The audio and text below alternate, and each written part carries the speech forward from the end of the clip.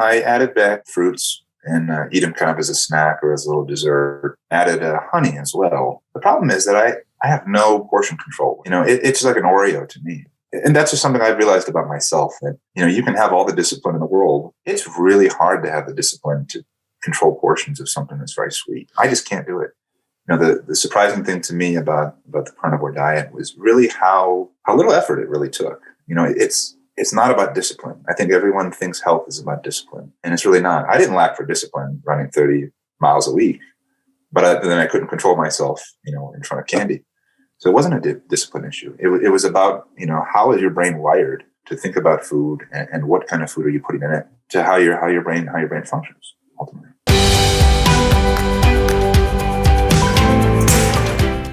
Okay, good morning, everybody. Happy Wednesday. We have Brad Bradley here today to chat with us. Brad, how you doing, man? Can you hear me? Hey, I'm doing pretty well, Dr. Baker. Can you hear me? I can hear you well. Perfect. Well, let's get started. Where are you located? I live in Northern Virginia, about 30 minutes outside of D.C. Okay, very good. Well, tell us a little bit about your background and what's been going on with you. Yeah, sure. Well, I grew up in Cleveland, Ohio.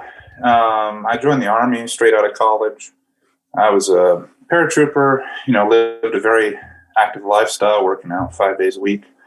I never really thought about nutrition very much back then. I think, like a lot of young soldiers, I just ate whatever I wanted, kind of with the expectation that I was going to burn off all the pizza and beers and energy drinks, every morning. But, it slowly caught up with me. I did 4 years, and over that period of time, I gained probably about 20 pounds. And shortly after I got off of active duty, I started experiencing some lower back pain, some sciatica. I found out that I had some bulging discs around the L5S1, which became quite debilitating in a pretty short span of time. And I ended up getting a laminectomy back in 2018, which, fixed most of the pain, but it did leave me with some lingering stiffness in my lower back and my leg. And then in 2020, about 2 years ago, I got called back up to the Army to deploy overseas. And when I was there, a friend recommended I check out this ketogenic diet and intermittent fasting. At the time, I was pretty frustrated with the lack of progress I was seeing. I was calorie restricting. I was running 20 to 30 miles a week, and I was just exhausting myself doing that. And I just wasn't seeing any real positive results. Figured, I'm stuck here on a base in the middle of nowhere. It's kind of an ideal controlled environment to experiment with some lifestyle changes. So one morning I just woke up and I went cold turkey on basically all processed foods and sugars and snacks and sodas and everything. And I went into the cafeteria. I, loaded up my plate with all the protein and fat that I could find. And, some people talk about switching to low carb and seeing positive effects in a couple days or weeks. But for me, it took about 20 minutes because I couldn't finish that plate of food. And this was really my first introduction to satiety. And then it was kind of off to the races at that point. I lost probably 30 pounds over 6 weeks, got down to my lowest weight since I was in high school. And, fast forward about 18 months to now, my diet is almost exclusively carnivore at this point. I'll be turning 33 in the near future. And it's kind of funny. I talk to a lot of my peers and they'll say things like, well, once you hit 30, you start falling apart. Your health just goes downhill. But for me, I'm the healthiest I've ever been, certainly as an adult. I look better. My skin feels healthier. I sleep better. I'm stronger than I was before I injured myself. And that pain that I had that was lingering after the surgery vanished, in a matter of weeks on this diet. So it was such a perspective shift for me and kind of showing, how quickly you can turn around your health just by putting the proper fuel in your body. Yeah, that's a very common finding we see, particularly around musculoskeletal inflammation and injuries. It doesn't necessarily change the structure, but certainly, there's this residual inflammatory component I think the diet seems to address pretty nicely. As far as, are you still active duty or what are you doing these days? No, I did 4 years active and then I'm still a reservist. So I do drill occasionally. Okay. And did you have any difficulty transitioning to the diet? You said, you tried satiety right away? Any issues or any problems?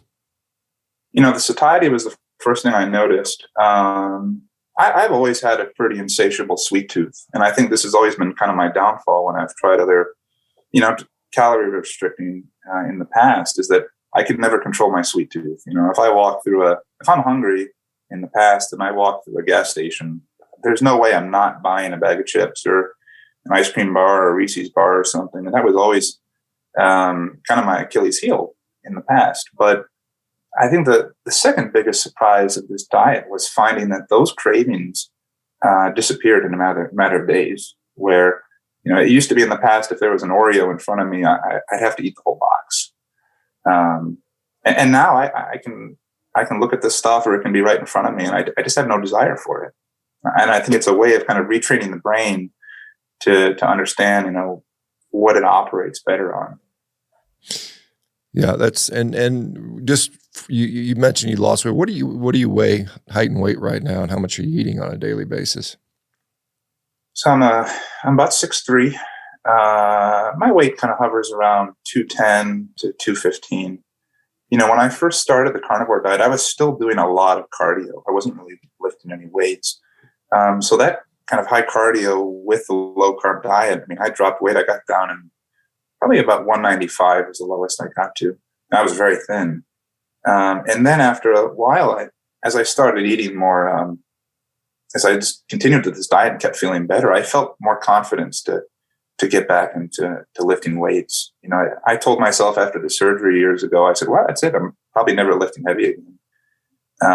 But as I introduced it, I felt like my body was capable of doing these things. On a daily basis, I probably eat somewhere between 2 to 2.5 pounds of red meat a day. A lot of steaks, a lot of ground beef. On rare occasions, I'll have some seafood, but I really just kind of prefer red meat. And anywhere between 8 to 12 eggs a day, I'll just scramble them up. Usually spanned out over 2 meals. Yeah, it looks very similar to my diet right now. I think I'm almost exactly that right now. Do you, are you concerned about higher protein, higher fat? Where do you fall on that? I don't give it a whole lot of thought. It's been one of the wonderful things about this diet. I'm not a math guy. I've never liked counting much of anything. And that's kind of the wonderful thing about it. You can eat until you're full. And that's been pretty much good enough for me. I just kind of follow my palate. I like fat and protein a lot. So I have kind of a good mix of both. I don't really worry too much about the balance of one over the other. If my body feels like it's performing optimally and I'm lifting without feeling any soreness or fatigue or anything, then, I don't see much reason to kind of interrogate exactly what I'm eating. Or how much? It's kind of interesting how you describe the fact that prior to this you were mostly focused on cardio, and I think we see a lot of that. People that like high carb, and we see a lot in the vegan athletes. Most of them tend to preference distance running and stuff like that. And when you start focusing on high quality protein, it just seems to go better with getting stronger. I think there's a interest in that stuff. Do you, are you focusing on a lot of organ meats? Are you focusing on grass finished, grain? Does it matter to you? What's your daily approach? You mentioned steak and eggs. I didn't hear too much else. Yeah. I've done a little bit of both. I don't see a big difference, whether it's grain fed or grass fed. I tend to just go to Costco. I'll buy the New York strip steaks they have for $8 or $9 a pound, get 5 or 6 pounds of it every week. Mm-hmm. And then in addition to some ground beef, which I think those are grass fed at Costco. And then as far as the organ meats, on rare occasions I'll get liver or heart, maybe kidneys, but I don't really find that. I do enjoy the taste. Actually, it's not a palate issue for me. I just don't really see any difference between eating organs or not eating organs. The one thing I do like to do is kind of a delicacy for me. I'll buy some bones. I'll make bone broth. Just kind of drink that as a breakfast, and then eat the marrow out of them almost as its own meal. I do really enjoy that. I've found positive benefits to incorporating bone broth. But other than that, I'm perfectly fine with just red meat and eggs alone. It's pretty much good enough for me. Yeah, that's. I mean, I'm very similar. Like I said, I've tried the organ meats. I didn't really find much benefit in doing that, and I personally don't even much care for them. So it's kind of interesting. Do you, as far as so strength training? Are you focusing on doing your back? Are you doing things like deadlifts and squatting and that type of stuff, and your back's holding up on that, or what are you doing for that? Yeah, also what I do is barbell workouts. I bought after I started getting back into lifting, I ended up buying a home gym from Rogue Fitness, set up a squat rack in my garage and everything. A lot of squats, a lot of deadlifts, kind of the like the big five with the barbell. And at first it was very touch and go. I was very nervous about going over, like doing a deadlift over 145 pounds. Like I was very nervous about that at first. I hadn't really done it since before my surgery. But I very quickly, got comfortable with it and started to put up numbers that I'd never done even before my surgery. Doing deadlifts in excess of 320 pounds or so, and I'm not scared of doing that anymore. I've kind of like gotten over that hurdle in my brain of thinking that you're going to injure yourself every time you lift something heavy. Yeah, I think that's great. I mean, I think that, even in a post-surgical state, in many cases, I mean, and when I was practicing, I had people with joint replacements. I'd tell them to go lift weights, presuming it was done technically correct, and you weren't worried about the prosthetic. But I think there's in my view, no real contraindication to that unless we know there's some issues with stability or something like that. And then a strong muscle is going to protect the joint anyway. So I think it's a generally a beneficial thing. Do you? I noticed. Go ahead.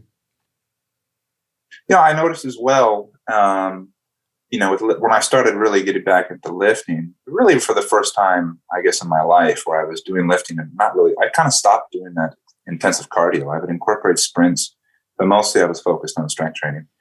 And like I said, I had gotten down to 195, and my weight did slowly start to tick back up. But this was really the first time in my life that I was gaining weight without getting fatter.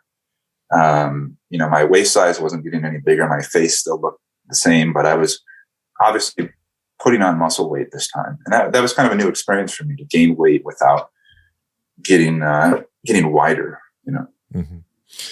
Do you, are you, you're not consuming any, it sounds like you're not consuming any real significant amount of carbohydrates. I mean, maybe a trace from eggs or something like that, but any issues with performing in the gym? I mean, exercise, do you feel like you got plenty of strength and energy, or how's that going? Yeah, a lot of strength and energy. I'll do as much as 5 days a week, heavy lifting sometimes. What's been kind of remarkable about it, I've heard other people talk about this as well with a ketogenic or carnivore diet, is, that kind of post-workout, next morning muscle stiffness. I don't feel it anymore.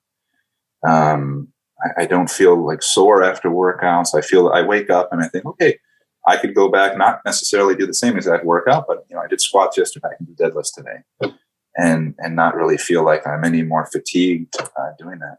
And I just compare that to running 5 days a week in the past, and I would wake up, my shins would be on fire. It would take me 30 minutes to kind of get warmed up to where I can kind of walk without feeling any pain. So I spend way less time exercising now. That's the funny thing to me. I can go and lift for 30 minutes. I'm not running an hour or hour and a half a day anymore.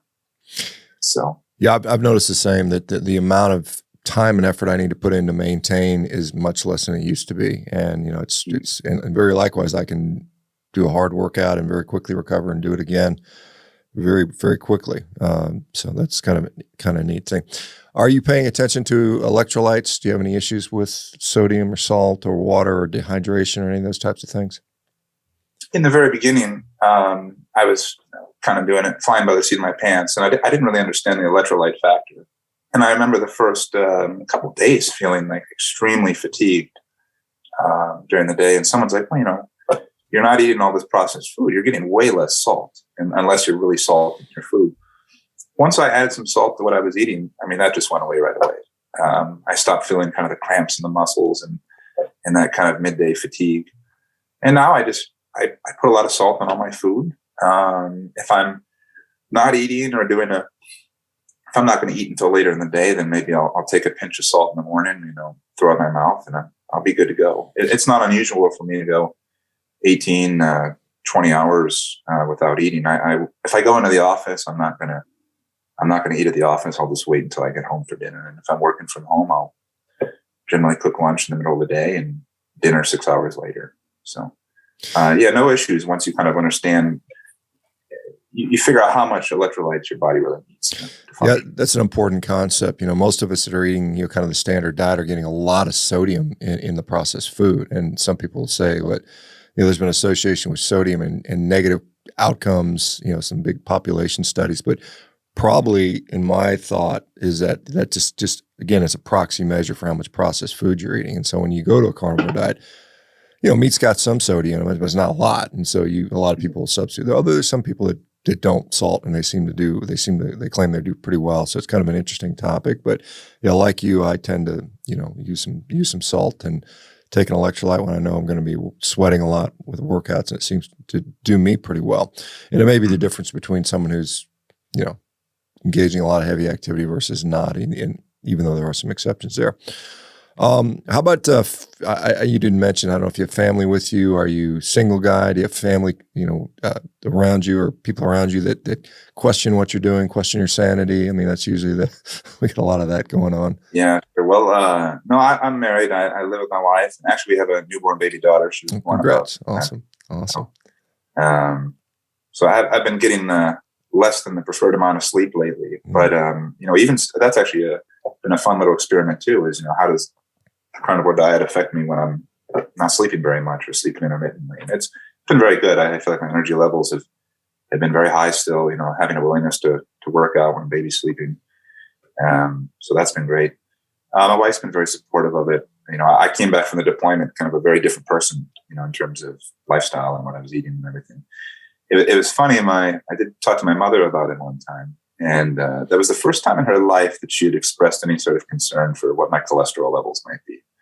And I said, Mom, I lost 30 pounds and I look better. I feel better than I ever have before. Like, why would I be, even if it was true, why would I be worried about my cholesterol levels? That's a trade-off I'd be pretty happy for. Well, I mean, and again, I've asked this question many, many times because, we do often see an elevation in cholesterol and people going on the diet. Not everybody, but some do. And the question is the quality of life, the improvement in your health worth any additional risk? That's an individual decision. Is there actually risk there? I mean, some people would debate that. I tell people just get more information. I think that's a fair way to do that. But I mean, going from where you were with back pain and, gaining weight, and to where you are now, I mean, it seems like you said you feel as good as you felt in your adult life, basically. Yeah. And to say that, okay, you've increased your risk for cardiovascular disease, maybe I don't know, just throw out maybe 20%. We can just throw that number out there. Is that trade-off worth it to you?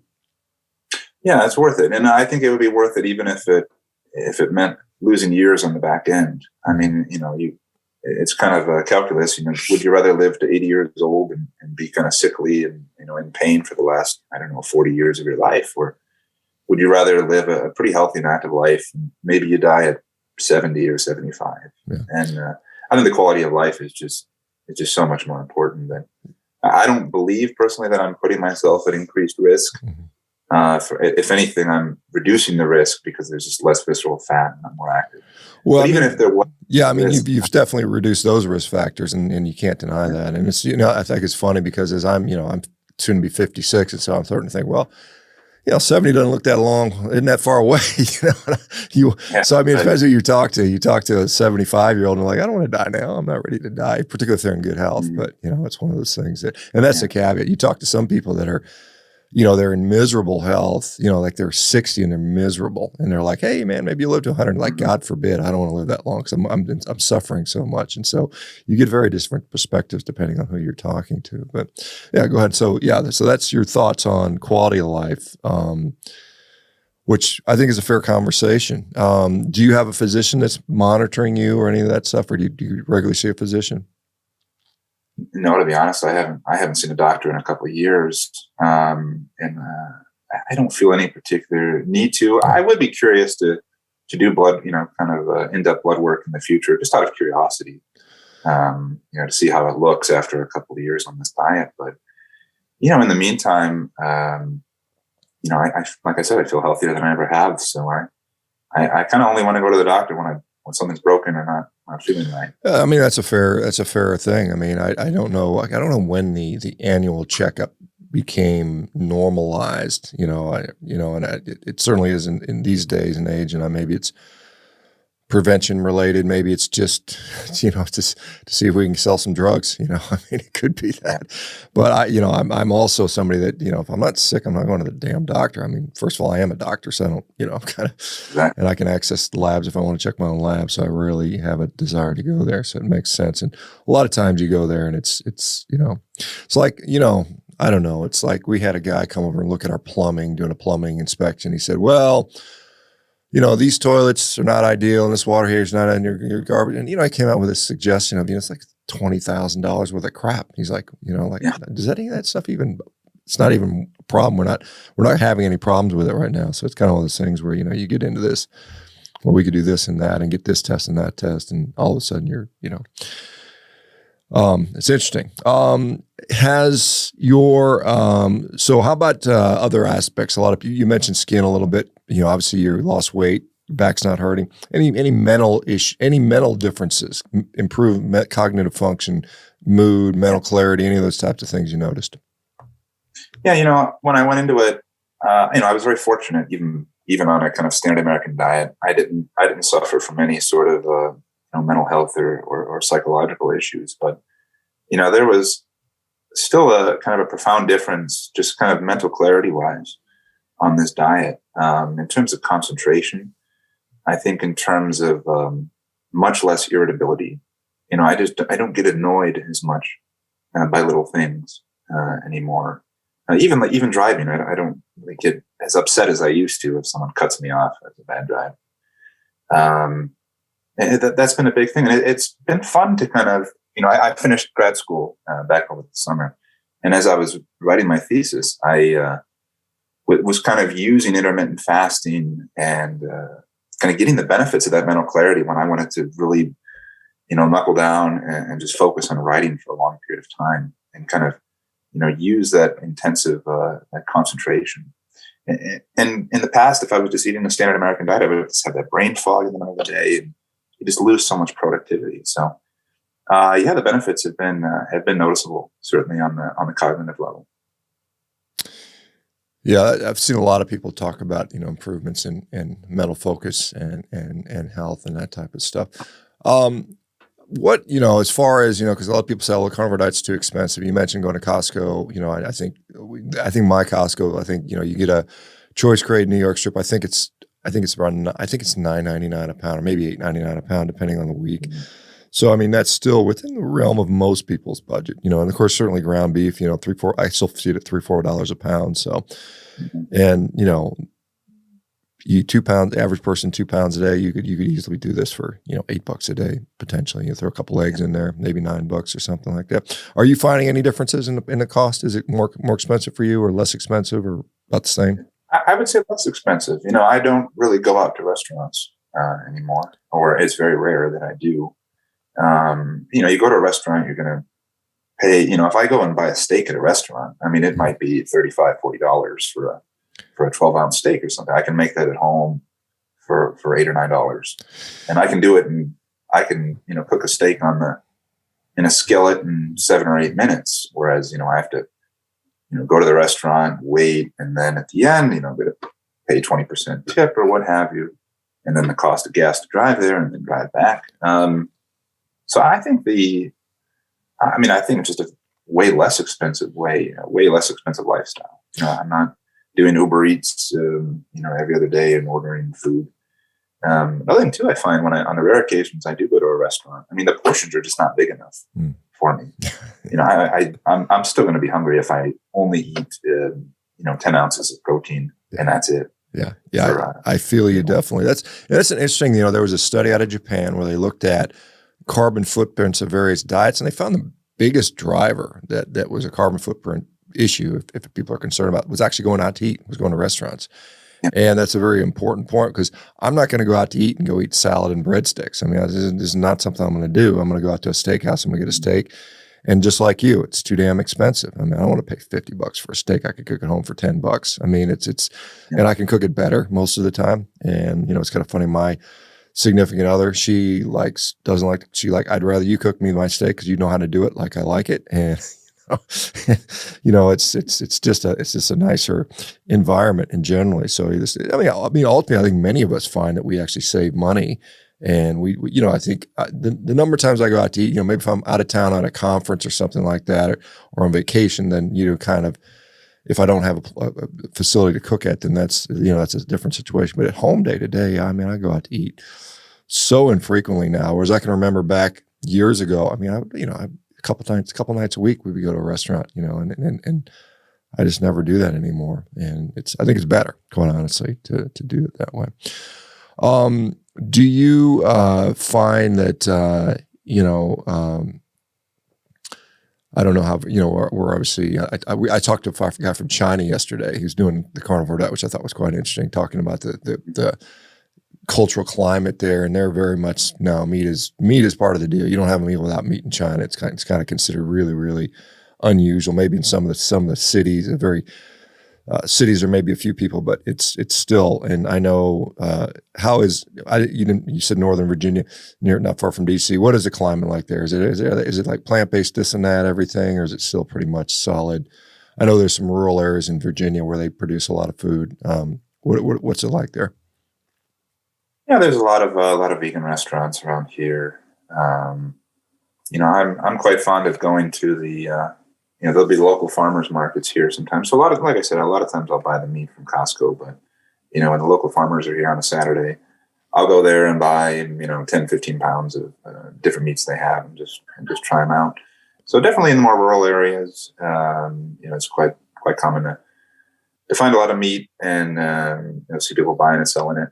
I haven't spent a whole lot of time in DC since I'm pretty new here, but I've definitely gotten the sense that the real hip places are a lot of vegan food, a lot of plant-based this and that, and just none of it appeals to me.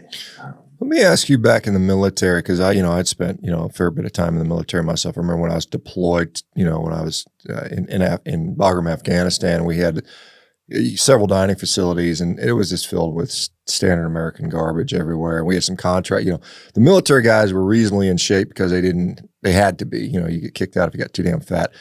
But I mean, the civilian contractors there, we had some guys were walking around 400 pounds, 350 pounds. I remember one guy got shot in the head. He had a suicide bombing thing go right through his brain, and we were like, wow. But he died because he was huge. I mean, plus the injury was bad. But do you find, I mean, you said you're still a reservist. And so when you interact with other guys in the military, is anybody talking about nutrition? Are they forcing a plant-based diet on the military guys, or what's going on there? Or do you even mess with that? No, this is something I've paid a lot more attention to in last 2 years. It's funny, you walk into an army DFAC, and I don't know if they had this when you were in, but now you walk in and everything's color coded. So you have, you look at, the lean meat and the whole grain bread, it'll have a green sticker on top of it. Like, this is green, eat a lot of this. Mm-hmm. And, your rice will be yellow maybe. And then all of your red meat is going to have the red sticker. Like, watch out for this stuff. Don't eat too much of it, which incidentally is the same color that they'll put over the cereal and the ice cream bars. Mm-hmm. Cake and ice cream and chips, all kind of categorized the same way as far as Army nutrition is concerned. The Army is, the military in general, I think, is very beholden to whatever the Department of Agriculture's dietary guidelines are. They just take them right from there, crib them right from other agencies. And we have this problem in the military. We have an obesity problem, and the way that we generally alleviate it, certainly when I was in active duty, is we put guys on restricted diets. And it's crazy. We have a guy who's struggling with his weight, who's struggling with, he's not getting quality food. And we say, well, you just eat less calories and you're going to work out more, move more, eat less. and, put them on 1,500 calories. The guy's going to be miserable, just like I was whenever I would do restrictive diets. And so I think the Army is very much stuck in the kind of dietary guidelines that came out in the 60s and 70s. Yeah, I mean, I'm sure they're using the updated guidelines, the 2020 or 2015 or whatever they're on. But I mean, it's very similar. They've shifted slightly. I mean, from what it was in the 70s, there's a little bit of change. And yeah, like I said, that fails a lot of people. Unfortunately, you're seeing the military. They're not hitting their recruitment goals because no one's in shape. I mean, there's just no fit people that either. There's no fit people to choose from, and the ones that do don't want to do it apparently. So they're really struggling with that. And then. I don't know if they're dropping their standards for physical fitness, or I don't know how they're doing that, because I mean I think a lot of the positions are we're shifting the way we do warfare is going to be more video game type stuff, drone attacks and sitting back in Cheyenne Mountain up in Colorado launching Black Ops stuff and stuff, that type of stuff. So maybe you need less boots on the ground and less fit guys. I don't know. I mean, I don't know what the future is going to hold. Hopefully, less conflict, the better. So you're active duty. What do you do in the Army when you're up pulled up from reserves? Are you potential for? So I started off as a scout. I was in an infantry brigade up in Alaska for 4 years, and I tell people that I got smarter after that, and I stopped using my body, started using my brain in the Army, and I transitioned to be an intelligence analyst instead. So a lot of sitting around, a lot of computers. Yeah. So it's much less physical, which is nice in some respects. Yeah. Do you, are you any interest or chance of deployment for you at this point? Or are you pretty much going to be stateside pretty much? Because I came back last year. A little bit over a year ago, I returned. So, generally there's 3 years. You get a couple of years, 12 time before you're eligible to be called up again. Where were you at last time? I was in Iraq. Oh, in Iraq. I was in Baghdad. Okay. And we're still sending folks over there on a regular basis. Is that? Yeah, it's pretty small, but I was very fortunate. You go to a lot of Army defects here in the States anyway, and they're much stricter on like portion controls. And they say like, well, here's your allotted couple grams of protein or whatever, and here's your allotted vegetables. And so in a way, you can't really get around that unless you're kind of bribing the cooks or something. But fortunately, where I was, we could take as much protein and eggs as we wanted. God knows it was probably not quality food. It was, who knows what it was cooked in, but even in a kind of dirty keto, the effects were still extremely positive. Yeah, I know when I went, there was no prohibitions on how much you could eat. You could gorge yourself, and some people did. I mean, I know I ate pretty decent. I mean, I lost weight while I was deployed because I never. I mean, we're so busy. I mean, it was just constantly running, and it was, you walked there was no vehicles. We just walked everywhere, Yeah. Right. I hadn't set foot in a car for like 7-8 months when I hadn't used it. It's kind of funny because everything was plastic silverware too. So plastic forks, which always break. Remember, you'd have to bring like 3 forks to your meal because 2 or 3 of them would break in the process of trying to eat because they were so cheap. It's like the fork broke again. That's still the same.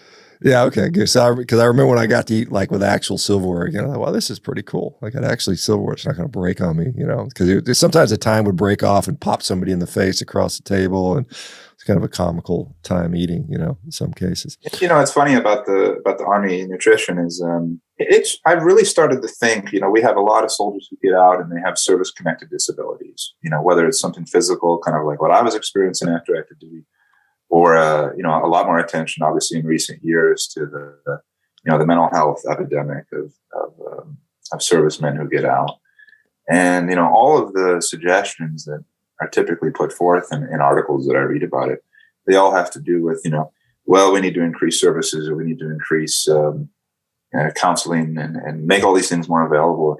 And rarely, if ever, do I see a suggestion that says, well, maybe what's wrong with a lot of these guys. Yeah, there's in the case of, let's say, post-traumatic stress, which some of your guests have talked about in the past, there's a triggering event. There is a trauma that triggers whatever is going on in the brain. But ultimately, the brain is not functioning properly because it's not properly fueled. It's not burning, the optimal fuel that's being put into the body, and that's just exacerbating. That inflammation is exacerbating, whatever the underlying triggering issue was. Yeah, and you are correct. I've seen a number of people that have said PTSD has gotten significantly better by changing their diet, and it just makes sense. I mean, it's our brain still is an organ that has a physiology, and it's impacted by nutrition, and even like you said, there's some inciting events, some sort of trauma, but there's still physiology that's going on there that's impacted by nutrition. Chris Palmer, from Harvard, he just wrote a book called Brain Energy, which I've yet to read, but I'd like to look at it. But, he's showing that ketogenic carnivore diets in general have a significantly beneficial effect in so many mental health related conditions that's important. And it'd be nice to see, maybe that even if the military were to trial it, to say, hey, we're gonna do a 6-month trial on 50 guys with PTSD and try a different diet and see if it helps. I mean, I think that'd be research well worth doing, because my experience is it helps. And is that extrapolatable to a general population? Study would help to sort of further do that. We're going to keep promoting this regardless, because we until we find some reason not to, and that's an interesting thing. Have you been able to impact any servicemen or any people around you, as far as, people watching you, like, God, what are you doing? You look great. You lost all this weight. You're leaner. You look like you're doing well. Yeah, in the military, not so much, but I think a lot of people would be surprised at how badly most soldiers eat, and myself included, back in the day. I have a few colleagues, a few friends who, I never use the word carnivore when I'm like talking about this really with people. I just say, hey, if I have a friend that's struggling with headaches or fatigue or something. There was a young lady who I knew last year who was kind of struggling with a little bit of this. And I said, hey, I tried this diet. I had some, physical ailments that healed very, very quickly and improved cognitive function I just say, hey, just get rid of the processed food. I don't even say only eat meat or only eat this and that. I say, just get rid of the processed food. Get rid of the ice cream, get rid of the sodas. All the stuff in bags pretty much. And I said, just try to eat as much natural food as you can, whether that's vegetables or fruit and protein. And I said, chances are, even if you're not going carnivore or full keto, you'll feel better just eliminating that stuff. And then if they have success with that, then, I maybe do another sales pitch. And I said, well, I got rid of this, but then I added this stuff, and, I had success. And so you can kind of push people very gently towards it if they're receptive to it. Yeah. Without saying, oh, I just eat 3 pounds of meat a day. It's going to sound pretty bizarre to most people who weren't ready for it. Yeah, it's and I've had interactions with literally thousands of people at this point. And I come on and say, yeah, that's what I eat. I eat a bunch of steak every day. That's about it. Like if I'm at the store and my shopping cart is just full of a bunch of steak, I always get usually the cashier says, wow, that looks really good. It looks like your barbecue. And I said, yeah, pretty much every day. And it's kind of interesting to see that. Are you as far as you've had a great deal of success with it, have you experimented? Some people will add different foods back in. Have you played with that much? For a little bit, I added back fruits. I would get pineapples, just dice them up, and eat them kind of as a snack or as a little dessert. And I had added honey as well earlier this year. I don't really notice any negative impact per se of these things, of fruit and honey. But the problem is that I have no portion control when it comes to sweet things. Mm-hmm. It's like an Oreo to me. Like I said, I eat a whole box. I could sit there and just munch on pineapples for hours. And I could just sit there with a spoon and eat honey like it's ice cream. Yeah. And that's just something I've realized about myself, that, you can have all the discipline in the world, run all the time, work out all the time, but it's really hard to have the discipline to control portions of something that's very sweet. I just can't do it. Yeah. So I really stopped eating fruit, and I kind of stopped getting honey as well. And I don't miss it. I don't have cravings for it or anything. Yeah, it's a very important concept. The carbohydrates in general are just not a particularly satiety provoking macronutrient. I mean, we know the physiology. I mean, it's it seems to and like some people would say fiber content is a different story, but you're talking about purely, like honey for sure. There's very little fiber in honey, and pineapple has some, but it's a very sweet fruit, and yeah, it's tough. I'm the same way. If you'd ask me, hey, I can't eat one Oreo, I can't eat one spoon of ice cream. I got to eat the whole pint. Pint is like remember the fun size candy bars? I used to think a pint of ice cream. This is too small. For me, and I'm a big person, so generally, but I mean, I'm always impressed when people can just take a bite or two and then push it. I'm done. I'm good. Some women tend to do that. I just want a little bite of that, and good for them. They've got more willpower than I do, I suppose. As far as like I said, no issues with the back. Did you have any other like aches and pains? Like I said, you're still early 30s. You're still pretty young. I mean, like I said, you got. And the people in their 70s watching this are laughing at me because I'm only 55 and like, where do you get to 70? And, a 50-year-old, where do you get to 40 and on and on. But did you have any other issues physically that were other than your back that you noticed improvements in? No, the back was the biggest thing. I would get occasional headaches, if I got hungry, certainly on a high carb diet. That went away. I think in general, I get sick less often. I have gotten sick, once or twice since I started the diet, but it doesn't feel as severe, I guess, as in the past. Getting a cold, it doesn't knock me down quite as hard, and I feel like I kind of bounce back from it pretty quickly. I grew up with a lot of kind of joint and tendon issues. I had like tendonitis. When I was 10, I had I think it's called anguish in my knee. I was hobbling around. I was on crutches a lot as a kid.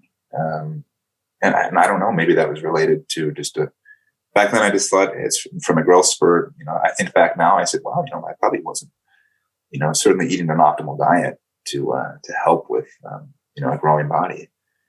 But yeah, I don't have any other issues really anymore.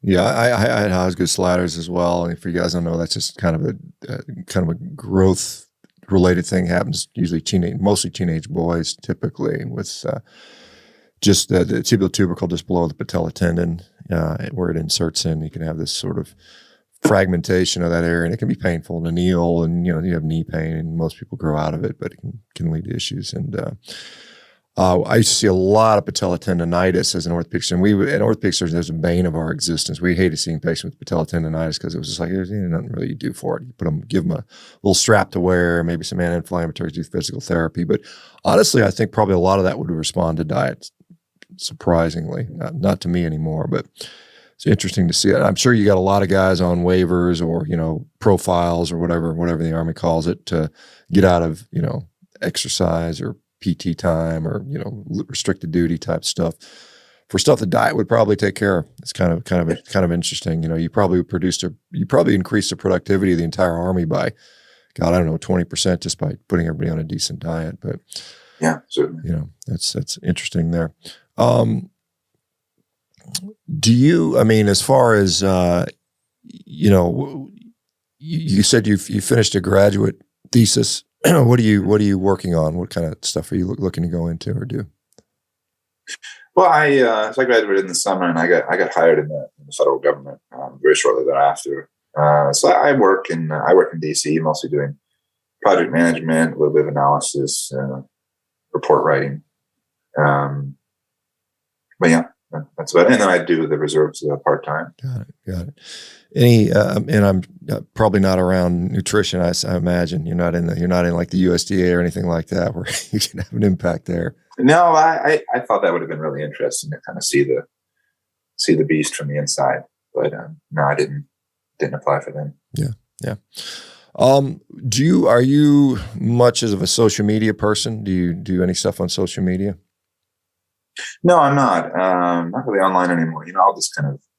I have an account that I don't even post anything. I just kind of lurk and follow some people, yourself, and a few other people that write about nutrition and things like that. I don't have a scientific or a health background. My background, I'm a linguist. I was a musician. That's where I come from. But I've learned about nutrition through experience now. It never would have interested me as a adult. But yeah. Well, I mean, we all have experience with nutrition because we all got to eat. I mean, that's a common thing. You know, I mean, not everybody's launching missiles or whatever, but we all uniquely. I mean, all commonly all have to eat, so we all are affected by nutrition. So it makes sense to have some understanding on what that's about. So the new little baby, any thoughts on how to feed the kiddo? I mean, she said she's just a few weeks old, if I'm not mistaken, right? Yeah, she's a few weeks old. She's a very healthy and happy little baby. Yeah, I've actually given a lot of thought to this. And like in a way, I'm like extremely happy that I, discovered this diet and embarked on this diet before, kind of shortly before we had our first child. And I'm fully intending as she gets old enough to start eating solid foods of doing something very similar with her. We actually, this is kind of a funny story. We were checking out different childcare services and locations here in Virginia a few weeks ago. We went to a daycare center and I asked them about food. I said, well, do you guys provide food or do we send them with food? And they said, no, we provide food. And I said, well, what kind? And they had kind of a little chart posted there on the wall. And it was like every 2 hours, there was some kind of packaged meal that they were giving the kid. And everything looked like a sugar bomb. It was all fruits and veggies and high, whole grain, this and that. There was virtually no protein on it at all. And I said, okay, well, I think I would just prefer to, make food and send it with the kid when she comes here. And they said, well, if you want to do that, you're going to need to get a doctor's note, stating why. So if you want to send your kid and actually be eating nutritious food, you have to have like some sort of medical provider, bless off on this. Wow. That is crazy. And, we may see that in schools in general, like I said, hey, your kid's not allowed to bring a lunch to school. Or if they are, they need a doctor's note to feed your kids home cooked meals, which is kind of crazy to think about that. And yeah, I mean, like you said, there's very little protein in that. It's mostly carbohydrates, and a lot of it's cheap processed carbohydrates. Probably, probably a plethora of goldfish and cheddar bunnies and all that garbage. It literally is just pure garbage that they're going to feed these kids. So it's sad to say. So I mean, like I said, I think kids getting plenty of high quality nutrition, animal source foods, some other whole foods in there with that's probably fine for most of them. And that's going to give you think about it. You have the opportunity to give your child a huge advantage over all these other poor kids that are eating the USDA gruel. The sort of the cheapest, lowest common denominator. You joke about the military or the government contracts with the lowest bidder. Typically that's the food too. Who's going to give you the cheapest food, and that's what you're entrusting to feed a developing child, developing brain, developing body, and that's kind of an issue there. So interesting. Anything else we missed that you want to share, Brad? No, nothing else that I can really think of. And I always encourage people that are at least open to a diet like this. Is that if you're unhappy or you're unhealthy with whatever your current lifestyle is, it really doesn't hurt to experiment with something. Either you'll feel just as bad or you'll feel better. And the surprising thing to me about the carnivore diet was really how little effort it really took. It's not about discipline. I think everyone thinks health is about discipline, and it's really not. I didn't lack for discipline running 30 miles a week, but then I couldn't control myself, in front of candy. So it wasn't a discipline issue. It was about, how is your brain wired to think about food and what kind of food are you putting in it,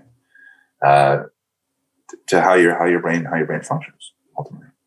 Yeah, that is, a lot of people like the simplicity of this. And yeah, I think, giving ourselves a particular healthy, nutritious fuel definitely helps. So, well, Brett, thank you so much for doing this, and good luck to you, and congrats on the new baby. And, like I said, sharing this will help somebody. So anyway, thank you so much. The rest of you guys, thanks a bunch. We'll, of course, be back tomorrow with yet another success story. So we're just going to keep racking them up. So thanks a bunch.